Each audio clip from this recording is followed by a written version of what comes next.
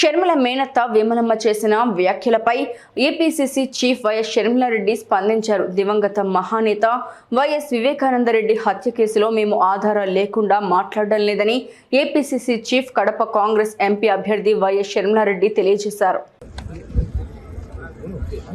మేము ఆధారాలు లేకుండా మాట్లాడడం లేదు. విమలమ్మ గారు మా మేనత్తే, కానీ మేము చేస్తున్న ఏమైతే మాట్లాడుతున్నామో వివేకానంద రెడ్డి గారి హత్య విషయంలో మేము ఆధారాలు లేకుండా మాట్లాడటం లేదు. ఏమైతే సిబిఐ చెప్తుందో అవే ఆధారాలు ఉన్నాయి అని మేము మాత్రమే ఎత్తి చూపుతున్నాము. ఆధారాలు ఉన్నాయి కాబట్టే మాకు తెలిసింది ఫలాని వాళ్ళు హత్య చేపించారు అని మాకు తెలిసింది కాబట్టే మేము మాట్లాడుతున్నాము. మళ్లీ అన్యాయం జరగకూడదు, మళ్లీ హంతకులు చట్టసభలకు వెళ్లకూడదు, ఈ హత్య రాజకీయాలు ఆగాలి అని మేమిద్దరం అక్కా చెల్లెలం ఈరోజు కొట్లాడటం జరుగుతుంది.